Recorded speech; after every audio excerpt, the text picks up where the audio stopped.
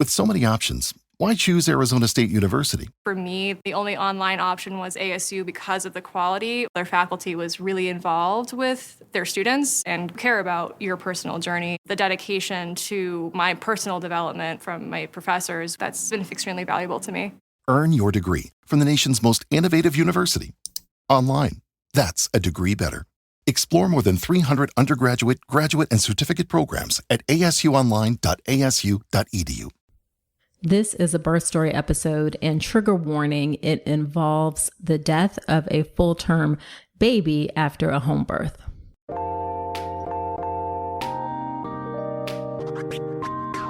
Welcome to the All About Pregnancy and Birth podcast. I'm Dr. Nicole Calloway Rankins, a board-certified OBGYN who's been in practice for nearly 15 years.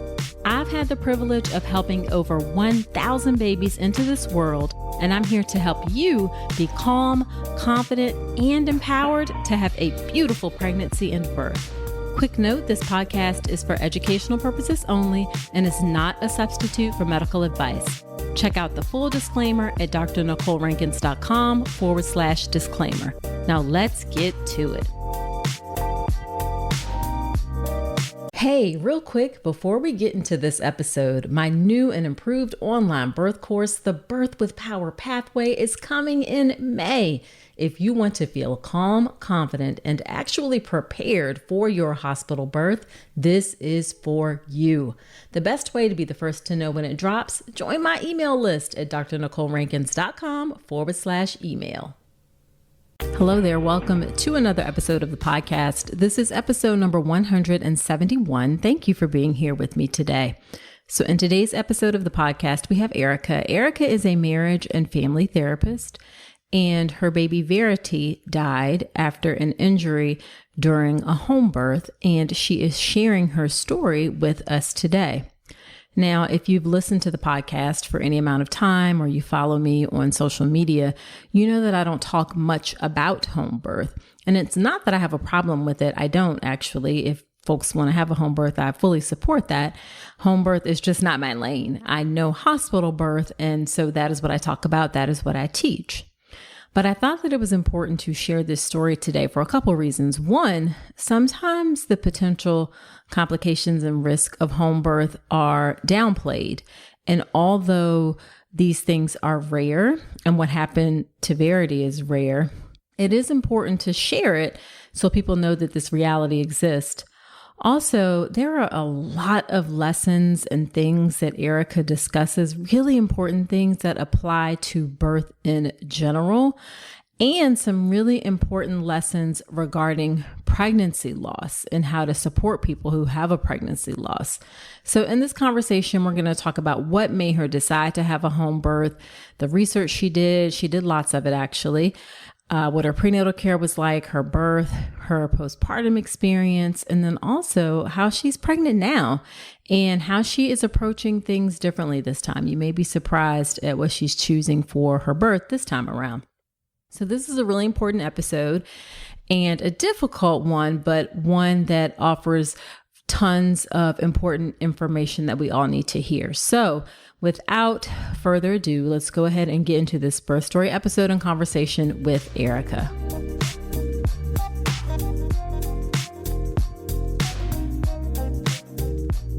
All right. Thank you so much, Erica, for agreeing to come on to the podcast. I know this is a difficult story, and I appreciate you sharing it with us today. Yeah. Thank you so much, Dr. Rankins, for having me on to tell my story. Really appreciate it. So why don't you start off by telling us a bit about yourself and your family? Okay. So I'm a marriage and family therapist. I live in Las Vegas, Nevada with my husband and our two dogs. We had our first daughter, Verity, last March of 2021. And unfortunately, we experienced a horrific tragedy. She suffered an injury during labor and died after 13 days in the NICU. So that's become obviously a big part of my life, processing that, exploring around what happened, and now sort of moving into somewhat of an advocacy role a little bit just around our story. And I'm currently 26 weeks pregnant with our second little daughter that I'm hoping will be healthy. And that's where we're at. Gotcha. And you're also a therapist, is that right? Yes, I'm a marriage and family therapist, so I have a private practice now that, much like most of us therapists have gone virtual since the pandemic. And Yeah. so, yeah, unfortunately, I have a cute little office just sitting there. But it's, I'm all virtual. It's actually been really kind of a little saving grace of just going through all the trauma of losing our daughter. It's been really nice to have the option to stay home, honestly. Sure. Yeah. I can only imagine. Yeah, Yeah. yeah. So why don't we go ahead and get right into it and talk about we're specifically talking about what happened with Verity. So Mhm. first, what made you decide to have a home birth? Yeah. So actually, in my early 20s, I'd had quite a few people that I looked up to have home births. I had, somebody that was sort of like a mentor. She had 3 home births that I knew of. And it was spoken of very, in like a very empowered way. And it was just like, your body's designed to do this. And we know that narrative, right? So it's Mm-hmm. that sort of, there was a lot of seeds planted very early on for me. And I always was really interested in holistic health and just different things. I had, wanted to go into healthcare at some level, just didn't quite know what. And so then I ended up going to massage school in between undergrad and grad school, which kind of amplified that narrative a little bit, learning about anatomy of like your body's designed to do this, and just learning about childbirth at just a Mm-hmm. small level. So there was a lot of seeds planted for me as like a very impressionable person in my early 20s. So I just had kind of always had it in the back of my mind, like, okay, when I have children, that's probably what I'll do. And so our pregnancy was planned. My husband and I, were 32 at that point when we got pregnant. And that was just sort of something that I had sort of like the perfect little storm, just enough little medical trauma to have hesitancy, just enough of never finding an OB that really like I felt comfortable with. Mm-hmm. When I went to see the midwives when I first became pregnant, and just felt very warm. And it was like, the midwives I'd hired had like more of a clinical practice, I would say. We would go see them pretty, traditional, like similar to OB experience actually. And so, Okay. it just felt like, okay, this makes sense for my family, Gotcha. so that's kind of the history and Yeah. then where it evolved. Okay. So what type of research did you do before you decided on a home birth? Yeah. So, I actually did a lot. And it seems, I think what's sometimes upsetting to me is I think people think it's like, oh, you just like, you're too trusting and you choose to have a home birth. Mm-hmm. Honestly, I have to say, like, and I can say this pretty confidently, I think I did more work for my pregnancy than most people I know. Mm. And just as, it was so important to me, I took 3 birth prep classes. I probably read, at least 10 books on pregnancy, nutrition, birth. Yes. The thing that I will say though, and I've had to work on this a lot in therapy and sort of just really, it's taken me, my daughter died now almost 15 months ago. It's taken me at least a year to really pull back the layers to realize that a lot of the information that was presented to me, suggested from friends, like even my own community, it was really kind of feeding a lot of my own confirmation bias. Mm. So that's one thing that's been really hard for me to really sit with. But it's not that I didn't do research. I really, my husband and I both, were constantly like, well, let's look into this. And we really did. But even unfortunately, sometimes, there was like, certain things, if the midwife sent me articles, now I can look back and say, well, they were all kind of biased, like, and Okay. so, but as a vulnerable, pregnant person, I'm thinking, well, okay, this makes sense. And, so it's not that we didn't do research, but maybe just my sources were somewhat in an echo chamber, if that makes sense, It makes 1000% sense for Yeah. sure. Yeah. Yeah, because I think that happens on both sides. Mhm. That there's like an echo chamber in the medical community of like, Mhm. home birth is terrible. It should never happen. Mhm. It's an awful decision. And then there may be it sounds like a little bit of an echo chamber, like nothing potentially can go wrong. And both sides Yes. are Neither side are correct. Exactly. And it's been really interesting now just to really take a look at it from afar and see how I was impacted by that, and even with me of understanding psychology and manipulation and, different things that I have personal interest in my own field, I was like, wow, I really didn't catch that, and so it's not that like people aren't intelligent or, you know what I'm saying? Like, yes, that I didn't, like I said, I didn't really have an established, I never, I didn't have good luck finding an OB that I felt really comfortable with. Like typically if I went somewhere, I felt really dismissed and it was like, this isn't for me. And so it was like I kind of was just a perfect candidate, vulnerable enough to just kind of like, okay, well, I guess I have to go to this other extreme. Gotcha. And I think a lot of people fall into that category, unfortunately. And then it becomes almost like too far of an opposite pendulum swing a little bit. And what's interesting is like, when I think back to like even one of my birth education classes and, they're talking about interventions and it was very like in a way of like, you have to like go in very defensive and like and I was like, well, I don't want that. Right. I want to be heard and I want to feel supported. And, that it presented it like they would say like, well, there's a lot of fear mongering on the medical side. Right. But if I'm being completely honest, it's just the exact same on the other side. So, that's really when I look at it and I think about my experiences, I'm like, there was fear mongering there, And so, yeah, it's been really interesting and really sad, like it's almost like, we want to take back birth in this way, but wait a second, like interventions are there for a reason. Right. And there's just, so it was like, there was enough of like, I didn't know what I didn't know in regard to safety interventions, even though I had been intaking information and was just almost kind of neurotic. Like I was really like on it about trying to make sure I was making the best decisions about, my care. Sure. Absolutely. Absolutely. Let's talk about something most pregnant women aren't getting enough of, omega-3 DHA. The recommendation is over 200 milligrams a day, but less than 5% of pregnant women in the U.S. meet that. That's one of the reasons I love Ritual's Essential Prenatal. It has 350 milligrams of vegan DHA, plus other key nutrients like methylated folate and choline to support baby's neural tube development. As an OBGYN, I appreciate that Ritual goes beyond the basics. The formula is science-backed, third-party tested for heavy metals and microbes, and every ingredient is traceable. And the delayed release design, it's gentle on the stomach, something that really matters, especially if there's trouble with nausea during pregnancy. You deserve to know exactly what you're putting into your body, especially when it comes to prenatal multivitamins. And with Ritual's dedication to traceable science and sourcing, you always will. See for yourself with 25% off your first month at ritual.com/Dr. Nicole. Start Ritual or add Essential Prenatal to your subscription today. That's ritual.com/Dr. Nicole for 25% off your first month.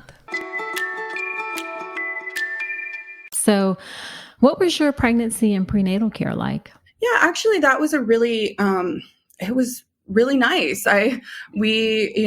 Our midwives never rushed us. It was like very one-on-one care. Like we would spend over an hour every visit with the midwife. And also, like I said, kind of more clinical in my experience, we would go into the clinic, take your blood pressure, wait, like talk about what's going on, like all of those things. They did all the traditional testing for me personally, like for, later on GBS, like all of, gestational diabetes. Like I know I've heard from a lot of lost moms, like they weren't offered like BPPs and NSTs later on. And that wasn't my personal experience. Like they actually offered those. And I even had a BPP and NST day of labor. So it was, I never felt like there wasn't like anything that I felt like wasn't covered, Gotcha. And, they had like this online portal. They would always answer my questions right away or call me back. So honestly, my prenatal care was wonderful. Like I was really, there wasn't any kind of like red flags in that regard of that. Now looking back, there's like a couple of things that's like, well, maybe there was, maybe some things omitted, but not intentionally, Mm-hmm. like implied consent, some things like that.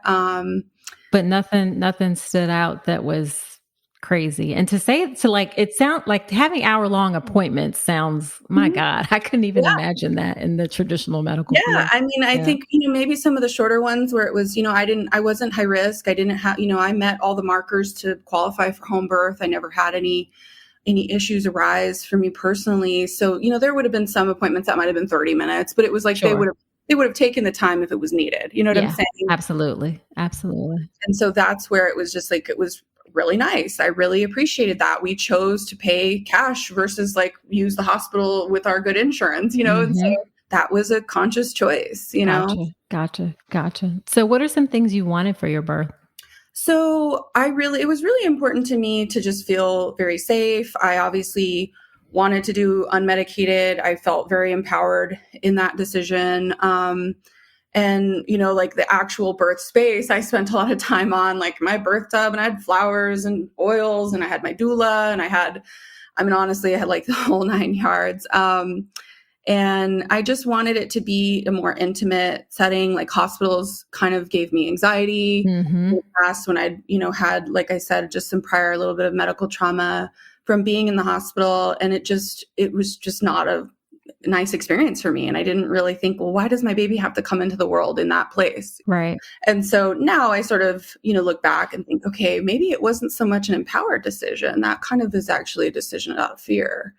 And so that's been interesting with me, for me to sit with, honestly, and think about. But those were some important things for me that I wanted to just like go right to the bed when my baby was born and not have to like put her in the car and expose her to germs and like all this stuff. Right, right, right. I think that is a really interesting point that you just made, that it's not like to think it's framed as empowerment, and it could be, but Mhm. sometimes it's about fear. Yeah. That it, that just sort of struck me for sure. Yeah. When I think back, I think, well, I actually was really scared. Mhm. So I wanted to be safe. I wanted, Mhm. for me at that time, I know people think, well, safety is the hospital, right? Like, but in regard to like emotional safety, being heard, not being dismissed, like I wanted to Mhm. have control of my environment.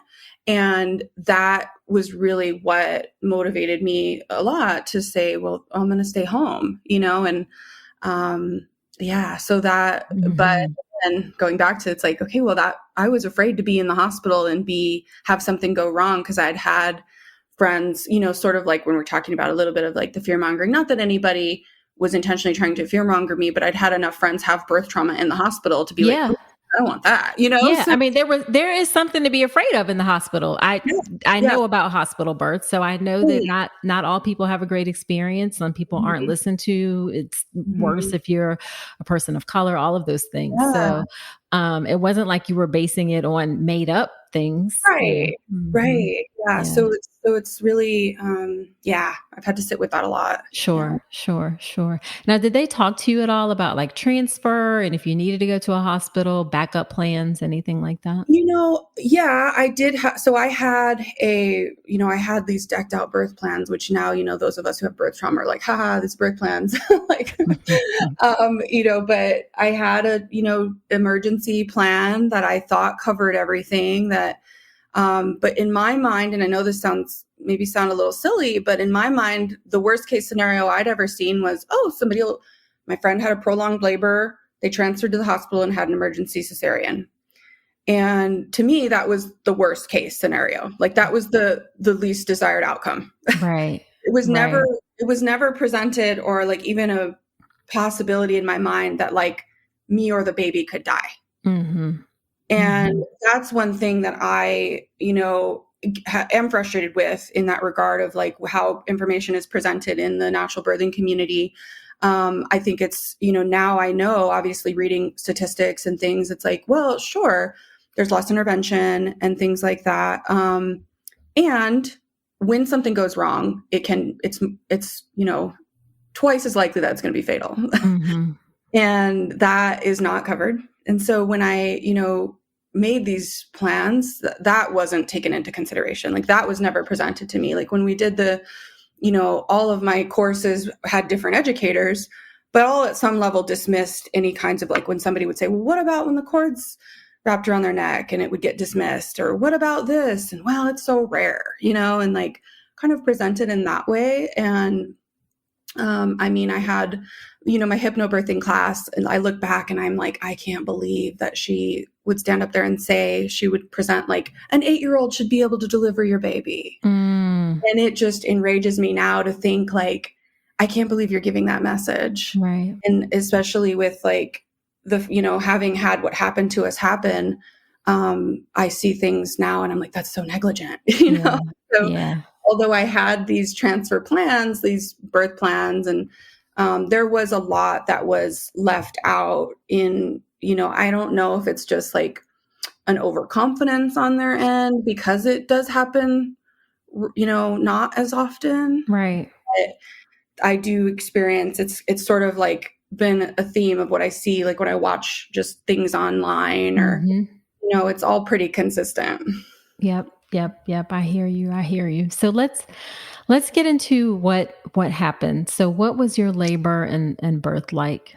Yeah. So it was actually pretty straightforward. So she, I was super, super uncomfortable toward the end, and so I did opt to have my membrane stripped, and a couple hours later, so this was like on her due date, a couple hours later, my water broke. So in the evening, and from there, it was just like, you're not getting off this ride. It was honestly really more intense than anybody could have ever prepared me for. Now, I don't know exactly if that's because something was wrong for me but it was honestly like I felt completely out of control.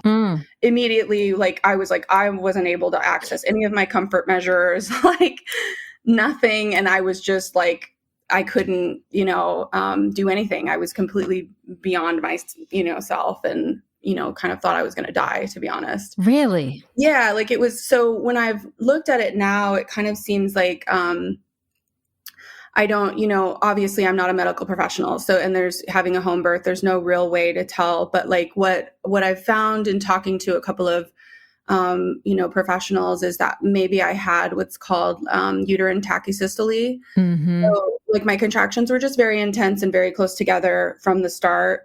Now my entire labor from time of, not labor, but like when my water broke to when my baby was actually born was actually only just over 13 hours. So it wasn't prolonged. It was just very intense. Right. I had a very long pushing stage, which now, that's kind of another topic, but I know a little bit more about that now. Those are some things that I just wasn't, kind of talking about, like information. I didn't go into my labor knowing that there was an average push time. Gotcha. That's something I wasn't able to advocate for myself for, unfortunately, which I do think contributed to what happened. Okay. So then walk us through the 13 hours of how things went. Yeah. I mean, to be honest, I was, it's so funny. I mean, it sounds like you were just out like. Oh yeah. I mean, I labored. I mean, I have memory, obviously. I labored, in the tub some, a bit in the bed. Like, you move around when you're doing home birth. You have the option. That's one of the, kind of perks of that. And so it was just, she was crowning like pretty early. And then, I just was kind of like, just felt like I was pushing forever. Like, honestly, it was really miserable in that regard. And I was just like, I just wish we could get her out, kind of thing. And that's what's just so, looking back, I'm like, wow, I did, acupuncture and prenatal massage and affirmations every day and walked and swam and saw the chiropractor and like all of these things. And I was like, I don't think any of that mattered. It was just so fascinating to me. Like I was so obsessed with like, and I know I'm not the only one. I talked to other first time moms and they're like, kind of similarly, like we're doing all this stuff to try and taking all these supplements and red raspberry leaf tea and, just eating my dates every day, like all the things. Right. And so, I think just, I was so caught off guard with how overwhelming it was. And I remember like just thinking back after, like feeling honestly betrayed, I was like, how come nobody was honest with me? And it was just like, why do, I have all these friends who've had home births and everybody, and it's like, once that baby's laid on your chest, it'll all be worth it. You can do this. And, Right. and it's like, well, hang on. Like, then when I started getting honest about my experience, then they started being honest. I was like, why is this happening? Right. So, that's been an experience, but that's, that was basically my labor. I was in the tub, and then, my midwife had me get out, and essentially she couldn't find heart tones for her. And then, and then she was born like within several minutes. Like, honestly, Okay. it was like there were heart tones, then there weren't. And that's kind of how it is when something happens, when you can't have consistent bearing. So how long did you push, you said? Honestly, it was probably it was over 5 hours. And it's really hard for me to say that because now I know why that's a problem. And so, so it was too long, and my baby was big. She was 9.6 pounds. And so now obviously it's been something it's taken me quite a while to process that information, to kind of understand that I should have been offered a transfer at 3 hours, or less, so there could be I guess it could be controversial in the midwifery community, but I know there are people who push that long. But when I've told people since, I went in, I remember being in the hospital after, because obviously we were in the NICU, and them asking me, and I'm just naively telling them, oh, I think it was like around this amount of time. And I'm just like not knowing, and their eyes like almost pop out of their head. And so I was like, oh, but I was too in shock at that time to really catch that. Sure. It actually took me till kind of later in the year, and really talking to other people. And because it was like I couldn't accept that a choice I had made or a choice my provider had made could contribute to this. So when she died, it was sort of the narrative of like, my midwives had told me, you had this, what's called like a silent placental abruption, and there's nothing done. And, you did everything right. And it was like, and I just sort of took that, and I was like, I can't accept it. I can't cope with anything else. So I guess I'll accept this. And now I know, that's not what happened. So it's just, wow. So I'm just trying to paint the picture. So you pushed for 5 hours, and then right at the end, they had the heartbeat and then could not find the heartbeat. And then was it like we need you to push, we need you to get she like, yelled at me to get on all fours, and like pulled her out kind of, within a few. And, those things that are, it's traumatizing. I share like in regard to just my story. It's like, I felt her in distress, but I didn't know that's what it was at the time. Gotcha. I remember at the end, she did like a real erratic movement, and I was like, whoa. Just a couple minutes before she was born, right before I got out of the tub. And, looking back now, I'm like, oh, okay, I know what was happening there. I didn't know that at that time, and so there's just some things that I really wish I would have known, or even, what's interesting is like, my mom was present at my birth, and she's had 4 babies. And so she's, what we've talked about is just like, I don't think anybody, or maybe some, I can't speak for everybody, goes into their labor knowing what the average push time is. Like, we don't know like that kind of direct information per se. And so it's not really like she could have advocated for me, or my husband could have advocated for me. Like, it's just, you just don't know what you don't know. Sure. And you're then at that point, that's the one area where you're relying on your provider, and so that's hard. It's really, that's the hardest thing for me to accept, is that I just, with everything I tried to know, something still slipped through that I just didn't know. Sure. And I don't know if it was expected that I knew that, I'm not sure if like they thought I knew that. Right. That's a possibility. I'm not going to say I don't think that anything was done maliciously, or I think it was genuinely a tragedy based off of naivety and overconfidence. Gotcha. And so I don't think there was ill intent. I think this traumatized my entire birth community, to be completely honest. I'm sure. So when she was born, did she have a heartbeat, or? She did not. No. So immediately my midwife took her out. Her cord was white. She was resuscitated. And 911 was called even before she was out. She said, call 911. And so she was taken, and then shortly after I was taken because my placenta wouldn't deliver. Okay. So, and how long did it take the ambulance to get there? A couple minutes. Okay. Yeah, it was a couple minutes. Yeah. Okay. And then so you both went to the hospital, and then what was that like for you? Yeah, it was just a nightmare it was just a nightmare from there, honestly.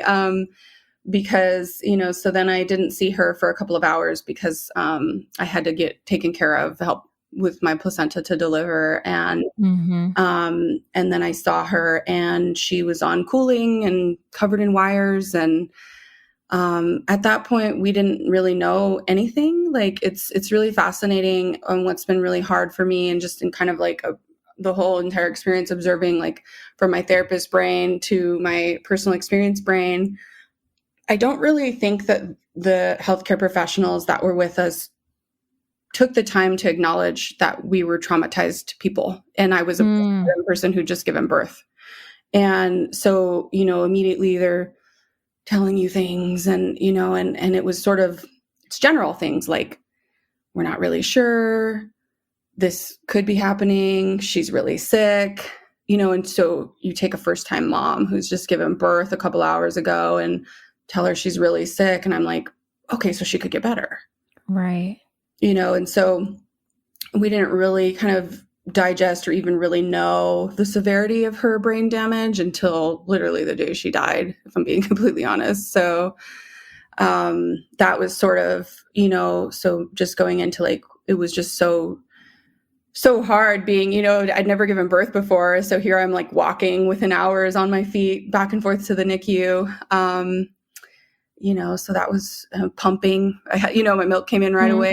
I had, so many, so waking up every 2 hours to pump, go to the NICU, like it was really traumatic.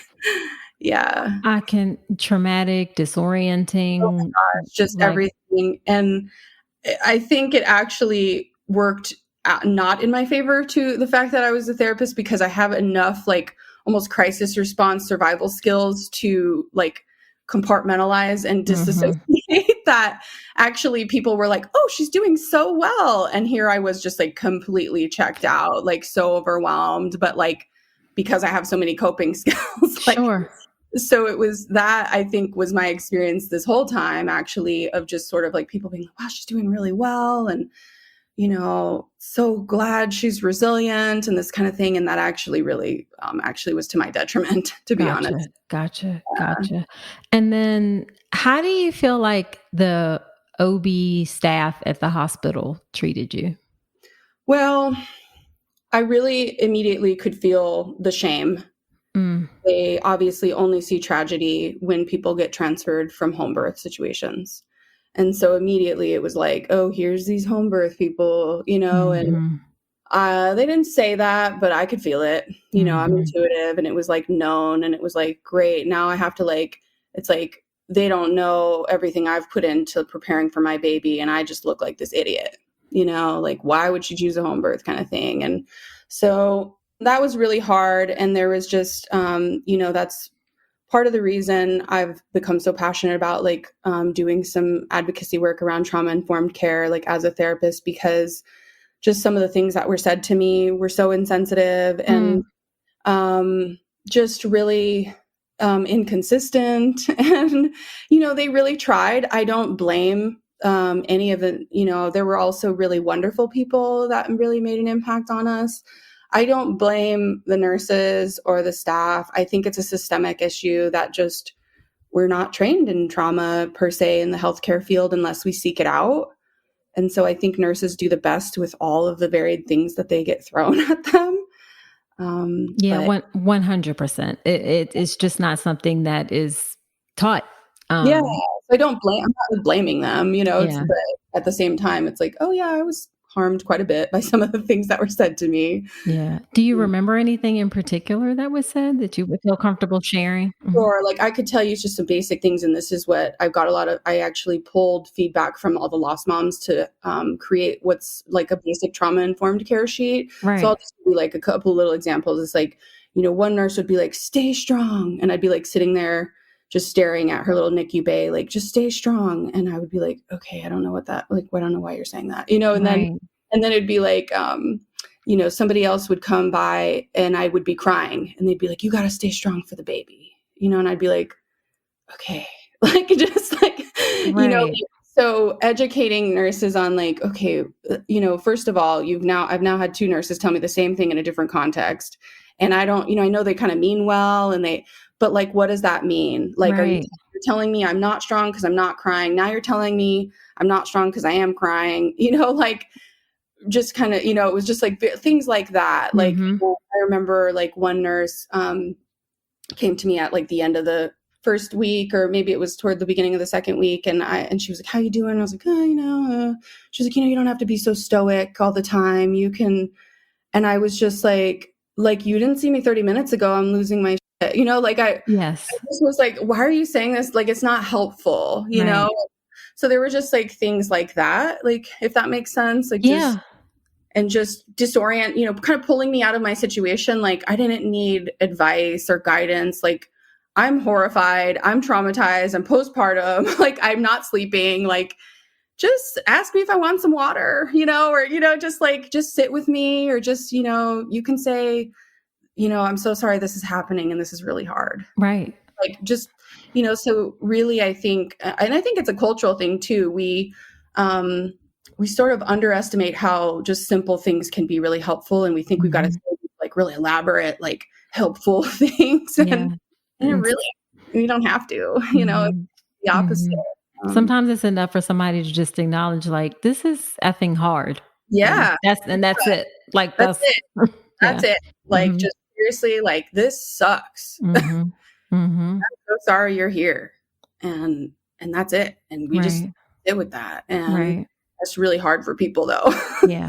Yeah, I agree, and I agree it's a cultural thing Mhm. as well. So, Yeah, how ultimately did Verity pass away, if you don't mind sharing? sure. Yeah. So it was, we had on like day 12, we had finally, one of the NICU doctors had given us a scan and said she has spinal fluid in her brain. These are kind of, so because prior it was like, well, there's not a lot of activity on the scans.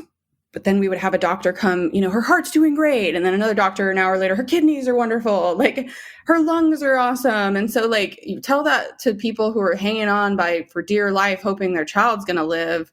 We're thinking, okay, there's possibility here, but we didn't understand like, oh no, if her brain has no activity, like, she's not waking up no matter how Right. healthy her body is, Right. And so it was like day 12 finally, and we said that. And then we were going to have a meeting the next day to talk about like end of life care, like what that would look like. But then that day, for whatever reason, I remember sitting there with her and I was like, "All right, baby, like, you've got to like give me some kind of sign, or I'm just desperate there, and I remember I stepped out to make a phone call and just get something to eat. And I came back and like all of her numbers, all her sirens were going off. Her oxygen was just like at max. And I just looked at my husband and we just both were like, I guess we've got to just decide to take her off, because unless we just want to not ever hold her, Okay. and so it was just a very quick, horrific, and so like, luckily we live really close to the hospital, and I called my mom and his parents were able to come and see her, and we took her off the machines and said goodbye, so yeah, really horrific. Okay. Okay. Okay. Wow. So, I can't even imagine what the Oh, postpartum period yeah. was and maybe Yeah. even Yeah. is still Right. like for you. Mhm. Honestly, it was, yeah. And it's like, this was my first baby. So I had no idea what to expect about postpartum. Mhm.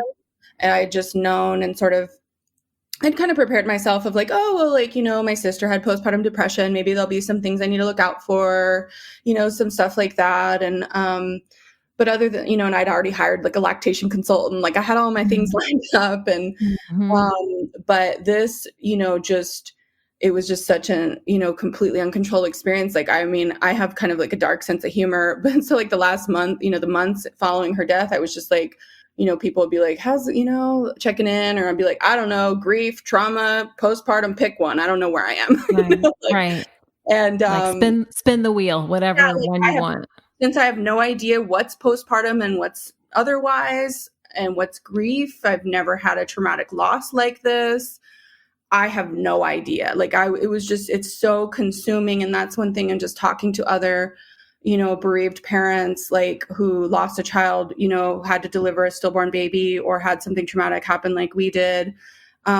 It's really like under like represented in us. Like, I don't know why, like almost like people just forget that we still delivered a baby. Mm-hmm. Like, it's like, well, the baby's dead. So I guess you're just normal again. Mm-hmm. Not taking into consideration, no, like we're still postpartum. Like I had to do pelvic floor physical therapy. I had to somehow get my milk to stop. I had all the things, I had to wear the belly band. Like I was, all the things that other postpartum moms have to do too. Mm-hmm. Mm-hmm. And, mm-hmm. And then you're in a home that probably has a nursery already done. Oh, decked out. I mean, All of the things. I had, things in every room of our home ready for her. And so that was just, yeah. I mean, if there's a hell, it kind of was, I think I lived in it, honestly, what it's like I've described to people, like here I was about to cross this threshold to have my baby come into the world. And I had several friends who were pregnant at the same time as me. And like they crossed the threshold and I fell into the abyss. Like, where do I belong now? Am I still a mom? Like I had a baby, but she died, like, so a lot of, and I wasn't able to function for quite a while properly, like I couldn't go out in public because I was so overwhelmed. Like you talk about, like, you can't escape pregnancy or children. Like, good luck, so being postpartum and just, luckily, I mean, I do feel like having the midwives, was kind of a different experience than some people I've talked to who had traditional OB care in the hospital, because they did come and check on me in the home and they did, do things that were comforting for me. And I appreciated that a lot. And I know some of my friends didn't get that, like who, they just were like, after, came in for their 6-week visit and then never spoke to them again, kind of thing. And so that sucks. Like I can just say, like, I mean, I do have some providers who I saw my entire pregnancy who chose to never reach out to me. And that was extremely hurtful. And damaging, like that severed the relationship, honestly, because, here's people who were involved in this really important time of your life as a provider. And, when they make a choice to, I don't know why that, maybe it's a, liability, thing, or it's just not possible with the level of their caseload and different, I don't know. I couldn't guess. I'm sure it's different for every provider, but I do know that, so for example, there was the doctor who delivered my placenta in the hospital was just an angel and she took care of me for an hour and somehow has found the time to stay in touch with me, not like she's like constantly talking to me or anything, but like sent a note, said, if I ever want to talk, she's available to answer questions, and she's going to be a part of, I'm delivering my next baby. I'm having a scheduled cesarean at the hospital that we were at, and she's going to assist. And I feel very comforted by her presence. And so at the same time, like, providers can make such a difference with just such small things, Wow. Yeah. Wow. So I was going to ask next, who are you seeing for your care? But obviously it must be physicians if you're planning to have a scheduled cesarean. I mean, kind of, that's another thing I've had to grieve. It's like, obviously I was really hoping to have this, natural, beautiful experience at home. And I know some people do try that again. That's not for me. Unfortunately, it was just so insanely traumatic that, obviously we chose to go, especially since there's not like a straightforward answer as to what happened, although it kind of seems like we have maybe some information, but, so I have an MFM, he's high risk OB. And so I see him every couple of weeks. We can, I've had a little bit of like anxiety scares here and there, and he's like, come in anytime. You can text me. Mm-hmm. Really sensitive to our situation. And then, so we planned like our, scheduled cesarean. So end of August, hoping everything continues to go well with our pregnancy with our second daughter, and we will do that. And I feel really good I feel in good hands. I feel, I've, having this page, I've had just like some other people in our community kind of befriend me that, work at the same hospital and know our story and, have been just really caring. And so I feel like we're going to be looked out for, Sure. And do you mind sharing why you're having a scheduled cesarean versus trying for a vaginal birth? Yeah, I honestly at first I think it was just like having the option to have control a little bit, to say, okay, I don't have to go into labor and wonder what's happening. And also just like for, my mom and my husband had quite a bit of trauma around the death, obviously the birth and death entirely Mm-hmm. also. And so they both were like, maybe can we just please just do a cesarean? Like, and so honestly, and I'm working through it. It's really hard for me. I would honestly prefer to just try to have another vaginal birth. Mm-hmm. I was honestly scared of epidurals, and I don't really like a lot of intervention to begin with. That's why I Right. chose home birth. And so Right. here I am now going the complete opposite. It's hard, but at the same time, I'm thinking about our emotional safety and level of trauma we've experienced. And like, really, the bar is so low for me. I'm like, can we just get the baby here healthily? So it's sort of like, I think just the idea of being able to just pack my bag and show up at my scheduled time and not wonder what's going on. Also, just, I was unmedicated with my labor with Verity. And so the sensations of even sometimes when I get like a cramp or this current pregnancy stirred up a lot of my birth trauma. And so I just think being in labor would be really hard for me emotionally and and trigger a lot to where I'm like, well, I would probably have trouble relaxing, and so I think, is it worth it to put our family through that, sitting at the very edge of their seat, traumatized for the duration of labor, versus maybe we have a little more control with the cesarean, Gotcha. And, definitely, I can totally see where you're coming from. I will add that, even scheduled cesareans sometimes come unscheduled. Like sometimes people's water breaks beforehand, or you go into labor before the date, but it sounds like you know that those are possibilities. And then, you can, you're more, more about the options and things, and you've come to this decision very informed, it sounds like. Yeah, I'm really, that's the one thing I'm like, please just don't, I'm like, I know this is my second baby. I hope I don't go into labor early. Like, I 8 weeks. So, because I think this has been pretty consistent in most pregnancy after loss moms I've talked to who had a full-term stillbirth. Like those last couple of weeks are really hard. Yeah. Just because, we now know so much more about stillbirth, about what can happen. And it's just really anxiety inducing. And so I just am like, I don't even want to put myself through this, just so if we can get her out safely, if I don't go into hopefully. And if I do, I know, okay, we'll roll with the punches. But Yeah. So, 2 last questions. How are you feeling with like this current pregnancy? With this pregnancy, I guess with your evolution over the last 15 months? Yeah. How are you feeling about everything? Well, I will say it changes every day, sometimes hour by hour. What I can say about traumatic grief in, what happens with like out of order death, what we would identify, like what happened to me, is it's very unpredictable. Mm-hmm. I even like, it's just something like I've had to just own, like, anytime I'm feeling something, all I can say is, this is what I'm feeling in this moment. And all I know is that I know nothing.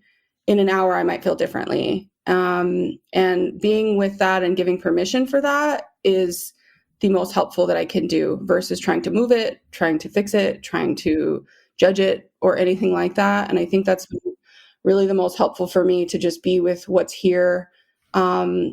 I think some people are confused by my expression of grief, how vulnerable and honest I am. And I don't care, because for me, I think grief is not spoken about enough, and it gives us this sort of misconception of what occurs for people.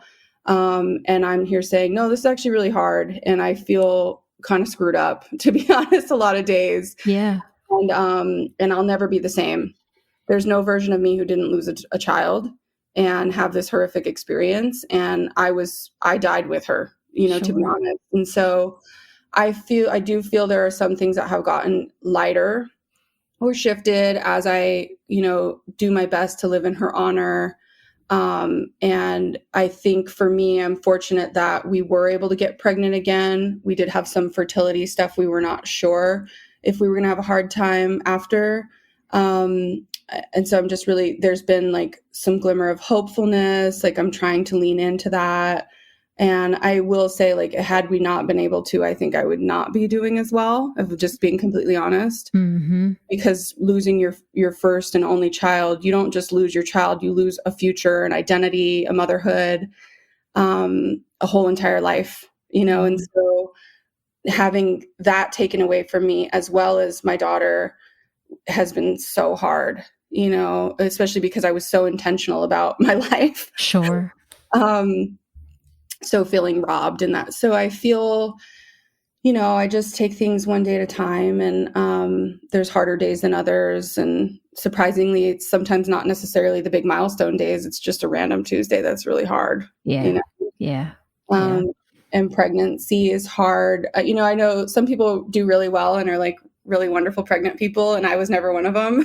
So, me neither. I just was like, this is, how come nobody told me? Like, all these things, like, there was just, I just always have been like, wow, nobody ever told me this was going to happen. And like, just all this stuff, that just funny things, like, I was like, dang, I didn't know I was going to smell. And like, just really funny things about pregnancy that, I didn't anticipate that, so then, I'm like, oh man, back-to-back pregnancies really sucks. And then I'm grieving. And so it's, but I am grateful. It doesn't negate. It's just all coexisting, Gotcha.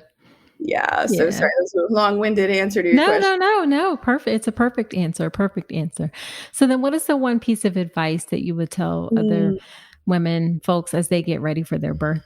Yeah, well, I think just in general, when you're pregnant, it's such a vulnerable time, just knowing that, maybe not taking one person's advice as the word, like, be okay to question things, like making sure you're getting information from multiple different sources and information from various places, so that you can really make a truly informed decision on your care. And don't be afraid to speak up. I think sometimes I wanted to be this like good patient. And so I would maybe dismiss or gaslight myself sometimes, because I was like, well, their provider, they know best. But honestly, like, as much as it sucks, we do have to really advocate for ourselves and speak up. And I think it's really tricky, because we don't want to be that like annoying patient. But at the same time, like, if you don't feel comfortable with anything, don't be afraid to get a second opinion from a different provider. Or, there's some things I kind of wish that I would have felt comfortable to do, to be honest, versus being compliant. Gotcha. So, yeah. So I think there's that. And then just, obviously, I know I made the best decisions with the information I had. Does that mean it was an informed decision? No, so I think but we do the best with the information that we have. And so, yeah, just be okay to question things. Like, don't feel, you're never bothering somebody to question or ask people's real experiences. And so that I know it can be scary being, I know for me, for example, I was like, well, I don't want to hear all the horror stories. And I know that's the case for a lot of people. But knowing, I think if we can confront just possibilities as information versus thinking it's like, we can't manifest a tragedy. We cannot manifest or bring on something scary by not talking about it. So we're not doing ourselves any favors by avoiding hard topics, even if they're a little bit anxiety inducing. Sure. We can't, it's not contagious. There's a saying, in loss community, like child death and baby death is not contagious. Like, right. Just because I had this happen doesn't mean it's going to happen to you. So you don't need to treat me like a leper, So I think that is important too, of just let's just kind of normalize some things that occur in life. And then maybe we'll be a little bit more prepared in a sense, not that anything could have prepared me for this, but I do think it's important, to talk about things, as possibilities. Absolutely. Absolutely. So where can people connect with you? Yeah. So I have my Instagram page, Traveling with Grief. And that's really where, I'm kind of ranting, sharing, dark humor, laughing about all the topics we're talking about: child loss, grief, being trauma informed. And then there's just the random poem here and there. And I know it's really sad, but that's my reality as I'm processing all of this. So that's where I'm kind of hanging out right now. Yeah. And folks, I would say her page is beautiful. It's very, her writing is it's very moving. So I definitely suggest that you check it out for sure. Yeah. So thank you so much, Erica, for agreeing to come onto the podcast. This has been incredibly, I know I personally have learned so much from your story, and that I'm going to take away to help me be a better doctor. And it's just fantastic that you're sharing this information, because I know it's going to help someone for sure. I really appreciate just you holding space and letting me share about our story and caring. It means so much. So even just being open to hearing what, I'm saying means a lot. So thank you so much. Absolutely. And if you're open to it after your second baby girl is born, you're certainly welcome to come back and share that birth story. I would love to. Thank you so much.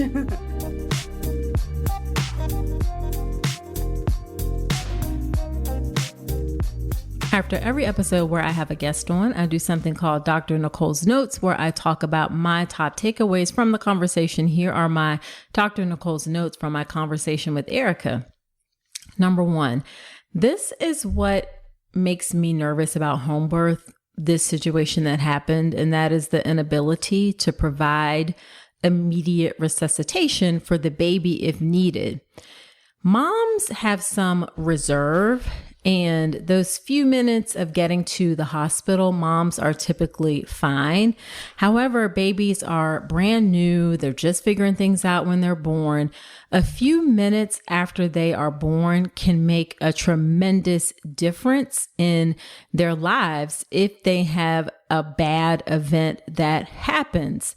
And so in the hospital, you have more potential to provide all of the technology and things that we have to offer for a new baby. This is what makes me nervous about home birth. And that's not saying the hospital is a guarantee for resuscitating every baby if something happens. Also, not all hospitals have NICUs, actually. Some hospitals, especially in rural areas, don't have NICUs, so they don't have the same level of ability to help resuscitate a baby. But at home, you have very few options, very limited resuscitation equipment. And in the hospital, regardless of the hospital, it's going to be more than what is offered at home. So that's what makes me nervous about home birth. Not so much the issues with mom, and if mom has complications, because typically mom can get to the hospital fairly quickly. It's the inability to provide immediate help for a baby. Okay, the next Dr. Nicole's Notes is the really important thing that Erica said about researching information versus confirmation bias and looking for things that confirm what you already want to hear. All right. It's very easy on either side or on any issue to get into an echo chamber where you only look for information. You only, appreciate or read or look at information that confirms what you want to hear instead of actually researching the different sides of a particular issue. And that can be dangerous. Extremes on either side of home birth, hospital birth are wrong. And you really need to treat hearing about possibilities as gathering information. Some people say, well, I don't even want to talk about the possible options of something different.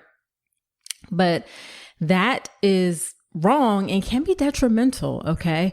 I love what she said about you can't manifest tragedy. Like some people say, I don't want to talk about the option of transfer to the hospital, or I don't want to talk about, for example, getting an epidural or C-section because that's going to help bring it into reality. Well, you cannot manifest tragedy. You can't manifest a bad event happening. It's not contagious. So just treat hearing about possibilities as gathering information. Make sure you're researching both sides of an issue and not just confirming the information that you want to hear. Next thing is that I want you to be mindful of how you interact with people who have experienced a pregnancy loss, and that is at any stage of pregnancy. All right.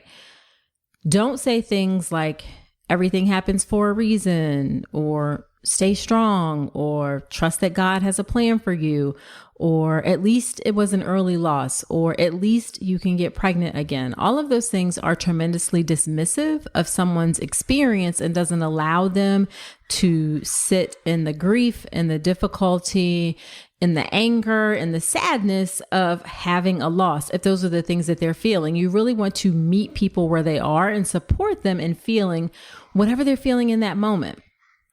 So try things like, I'm really sorry that you're having to go through this, or this isn't fair, or this sucks, or I know that this is really hard.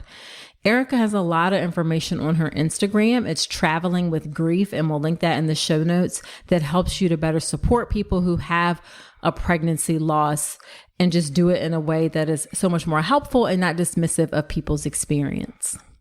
And the final thing I want to talk about is her point of you don't know what you don't know.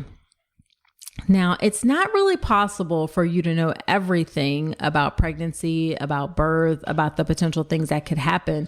That is our job as physicians and midwives to really know those things. You can't possibly prepare for all the possibilities, but you can make sure that you have a basic understanding of labor, of what could happen during the process, of potential issues that can pop up. And that's going to come with good, comprehensive, unbiased childbirth education. I feel confident that that's what I offer in the birth preparation course, my online childbirth education class. And I should say, not just that I feel confident, what birthing people, women have told me about their experience of my course and how it has helped them during their birth. The birth preparation course, it's all online. And it really just, that's my goal, is to provide information in a way that's unbiased, that's straightforward, that's factual, so you can have a general sense and a good overview of the things that can happen and be informed and confident and know what questions to ask going into your birth. So you can check out all of the details of the birth preparation course at drnicolerankins.com/enroll. All right, so there you have it. Please share this podcast with a friend if you find it useful. It helps me to reach and serve more pregnant folks. Also, subscribe to the podcast wherever you're listening to me right now, and you can leave an honest review in Apple Podcast. In particular, I love to hear what you think about this show. Do be sure to continue the conversation with me on Instagram. I'm on Instagram at Dr. Nicole Rankins. Also, do check out Erica's Instagram. It's Traveling with Grief, and you can link that or find that in the show notes. So that's it for this episode. Do come on back next week, and remember that you deserve a beautiful pregnancy and birth.